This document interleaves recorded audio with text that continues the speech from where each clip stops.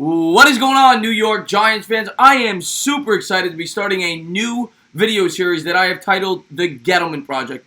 In this series, which will be 5 or 6 episodes, I'm going to try to simulate every possible scenario that I think the Giants could potentially be faced with early on in this year's draft. I will be simulating both the first and second round in every one of these simulations, and I'm going to try to go over every scenario, whether it be a trade up, whether it be a trade down, whether it be an unexpected player drops, whether it be an unexpected player goes before we think they will. I'm going to try to simulate everything that Dave Gettleman could potentially be faced with. And in the videos, I am going to play the part of Dave. I'm going to tell you what I would do in these situations. And in this first video, I had the New York Giants trading down out of the 6th spot. Now, for them to trade down out of the 6th spot, in my opinion, there has to be a quarterback available. So I made that be the case. I made the Giants in this scenario. I'm not saying this is what I would do. Not be interested in Dwayne Haskins and trade out of the 6th spot to accumulate current and future assets. I had them trading down from 6 to 11 with the Cincinnati Bengals. It was a first-round pick swap, as well as the Giants obtaining this year's second-round pick from the Bengals, which was number 42 overall, and next year's second-round pick in 2020, which the Giants then would be able to use as a potential chip to move up and get a quarterback in the 2020 draft if they were to pass someone in this year's draft. I thought this trade was fair because it was comparable to what the Bills gave up last year when they moved up from 12 to 7 to get Josh Allen. They gave up a second in last year's draft as well as a second in this year's draft. So I thought it was comparable.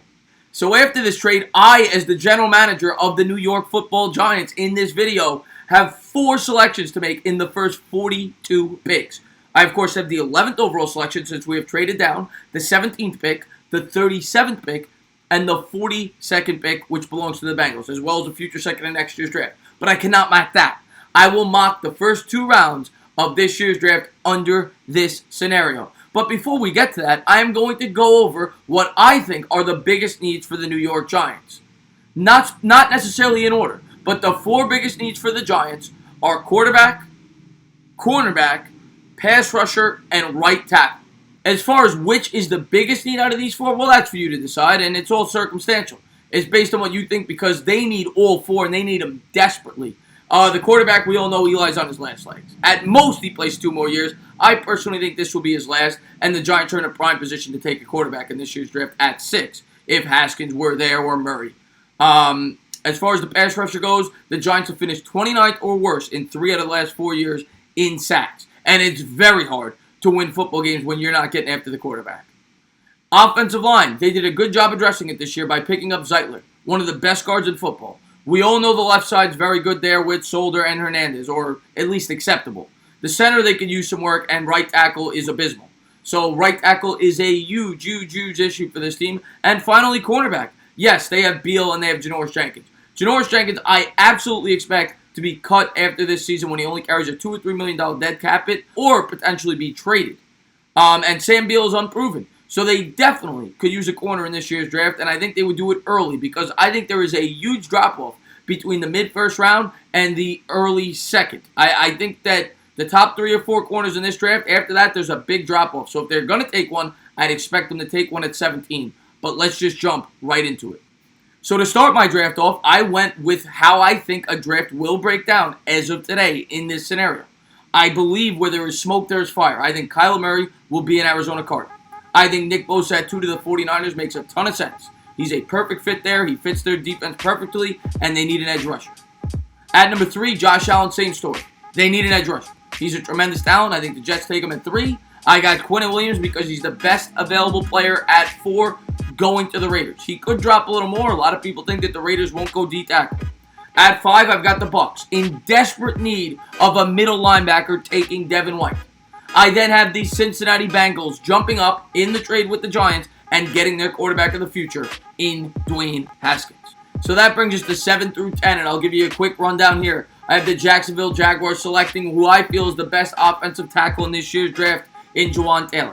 I have the Lions taking Montez Sweat. Many will question the heart thing that just came out, but everything I've read, everyone says that it should have no bearing on where he goes in this year's draft, and I think the Lions could use a supreme athlete. Yes, they got Trey Flowers, but he's more of a versatile guy, the guy that you could bring in and out. I think Sweat would be that great athlete off the edge for the Lions. At 9, I have the Bills taking DK Metcalf and getting that explosive weapon. Some people love him, some hate him. But I've read comparisons. People think he could be a Calvin Johnson-like talent. Do I expect that? No. But the Bills could use the supreme wide receiver. At 10, I have the Denver Broncos taking T.J. Hockenson. I could have went Drew Lock here, but I went and got Flacco, a big-time weapon at the tight end spot. Which brings us to the New York Giants. So here I am sitting at 11 as general manager of the New York Giants. And I'm going to go over my checklist, all my areas of need. The corner position, my top available player is Greedy Williams, in my opinion. Offensive tackle, right tackle, I would have Jonah Williams probably as the best available player here. As far as quarterback goes, I think it would be Drew Lock. And edge rusher is Rashawn Gary. And I'm going to decide to go with Rashawn Gary. I like the versatility this kid brings. Yes, a lot of people have pointed his college numbers and say that he did not produce nearly as high as most people expected in his 3 years of college. He was the #1 rated player coming out of high school. But I think his ceiling is way too high. I love his versatility, and I could argue he has just as much of a ceiling as Quinnen Williams did. Quinnen Williams, of course, converted to the D tackle and had a huge year this year. But I love Rashawn Gary. I like that you can bring him inside and out. I think he fits perfectly in a 3-4 system, and I think he could play very well for the New York Giants. He is ridiculously athletic. He weighs 273 pounds. He ran a 4.59 40. Talent's off the charts. And at 11, I think it's too strong to pass up. I love him at 11 to my New York Giants. Which brings us to the Packers. We have 5 more picks before we're up again, so let's get right back into it. The Green Bay Packers sit at 12, and I think they need some help on defense. Now, they did get some nice edge rushers in free agency. They certainly did that by getting Zadarius and Preston Smith. They also upgraded the safety position with Amos. But I think Ed Oliver in the interior, a nice pass rusher from the inside, I think fits perfectly with the Green Bay Packers. I think it's a nice pick for them at 12. The Dolphins, I'm going to have going out and getting their quarterback, Drew Lock. At 14, the Falcons could use an edge rusher. And Brian Burns, in my opinion, is the best one left. A very good athlete off the edge for the Falcons. At 15, the Washington Redskins could have went Daniel Jones, but I think they're not going to reach here. They got their stopgap quarterback for 1 year. And they're going to go with the best available player on their board, Greedy Williams. He will be a nice guy to fill in for Josh Norman after I probably decide to cut him this season. And then at 16, we have Andre Dillard going to the Carolina Panthers as they fix up that offensive line. And yet again, I am on the clock at 17. And at 17, this is a very hard selection for me. I'm looking at either a quarterback, a cornerback, or an offensive tackle. I already addressed the pass rush a little bit with my 11th overall selection. And here, this is tough. I'm going to get the quarterback right out of the way. Daniel Jones, best available quarterback. I'm not taking him. He's a reach at 17. Gettleman may feel differently, but I think he's a reach at 17. Offensive tackle, there's a lot of good names on the board. You've got Jonah Williams. You've got Cody Ford. You go down the list. There's numerous others. And cornerback, still 2 of the guys I really like are here. And that is DeAndre Baker and Byron Murphy. In the end, I went corner because I think there is such a huge drop-off. And I know Murphy and Baker are not getting to me in the second round. I think there are still going to be very valuable tackles with the 37th overall selection. So because of that, I went corner at 17, and I went with the guy that I like the most. You could flip a coin. Both these guys are tremendously talented. I went with DeAndre Baker out of Georgia. I love this kid, and I think he fits what the Giants are trying to do. So I took DeAndre Baker at 17. Now that that's out of the way, let's move on with the rest of the first round. The Vikings are up next, and in my opinion, they have one glaring need, and that's the offensive line. So they go out there, they get Jonah Williams. At 19, the Tennessee Titans add some punch to that offense by adding Hollywood Brown, the standout wide receiver from Oklahoma. At 20, the Steelers answer a glaring need at the corner position by getting Byron Murphy. At 21, the Seattle Seahawks address that porous offensive line with Cody Ford.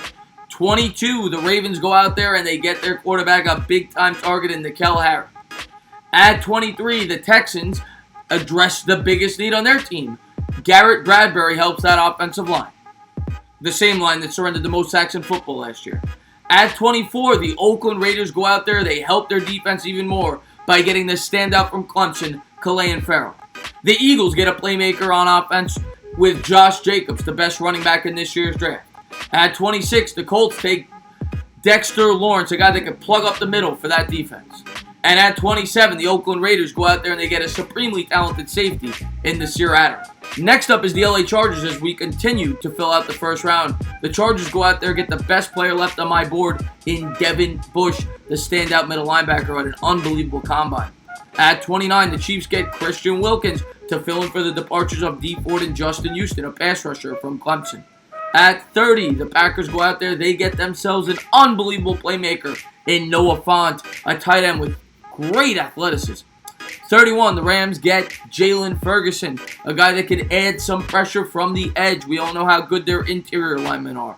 And at 32, the New England Patriots get Paris Campbell. I think a receiver who fits perfectly with their system. He'll fit in right in with the slot. Great wide receiver. Had an unbelievable combine. Ran a 4.3140. We are now on to the second round, and the New York Giants have the 37th overall selection. So let's get these next 4 picks out of the way. The Arizona Cardinals went and got Hakeem Butler, a wide receiver for their rookie quarterback, Kyler Murray. The Colts got Jonathan Abram, a playmaking safety, a box safety who I think fits nicely there, and they certainly could use an upgrade in the secondary. The Raiders got a playmaking running back, Damian Harris. He had some punch to that offense. With the recent upgrades, of course, of Antonio Brown and Tyrell Williams, the Raiders are looking strong this year. The 49ers get Deebo Samuel. They go out there and they get Jimmy Garoppolo some help. They don't have much for him to throw to other than Kittle. And now the New York Giants are up at 37. And at 37, some people may argue you should go Daniel Jones. He's still there. You need a quarterback. But I traded down at 6 because I felt like I didn't need a quarterback. If I needed a quarterback, in my opinion, if I'm the general manager, I would have taken Dwayne Haskins. So I am going to go out there and I am going to get the best available player. I am going to get a guy that is going to beef up that offensive line, and we need it desperately on the right side at the tackle position. And I'm going to get a leader in Dalton Risner. I absolutely love this kid. I love the leadership he will bring to that locker room, and he fits perfectly with the guys we've already brought in. He will beef up that offensive line, and he will fix that locker room. So at 37, get me Dalton Risner. Now that 37's over, after the trade with the Bengals, the Giants are up in 5 picks, so let's get the next 4 out of the way. At 38, I have the Jacksonville Jaguars going out there and getting a weapon for Nick Foles, the wide receiver Kevin Harmon. The Bucs are going to get Taylor Rapp, a safety to go and help that secondary. The Buffalo Bills get Kajust. They desperately need to fix that offensive line. They definitely did some of that in free agency, but they will continue to do it in this year's draft. And the Broncos get Zach Allen, a guy that can help them with the middle of that defensive line. We all know they're very strong on the edge. Which brings us to the New York Football Giants and their final pick in this video. And now I'm up again at 42, and I'm going to continue to ignore Daniel Jones. Now, some people may say you should go wide receiver. There's a few names you could go here, but I'm going to continue to focus on the defense. If I'm going to trade down, I'm going to fix that defense, and I'm taking my 3rd defensive player in the first 42 picks. And I'm going to get the guy who's kind of dropped down draft charts a bit after he had an underwhelming combine. He came in a little out of shape. But before that, he was being mocked as a top 15, 16, 17 pick. Could bring some damage off the edge. Ja'Kai Polite of Florida. Get me Polite. Continue to fix that defense. Get more pass rushers in here. The more the merrier. So I'm happy with Polite at 42. So there you have it. There's the 4 additions to the New York Giants in this particular scenario. We got Gary at 11. We got DeAndre Baker at 17. We got Dalton Risner at 37. And we got Polite at 42. As always, if you liked what you watched, please subscribe. Drop a comment.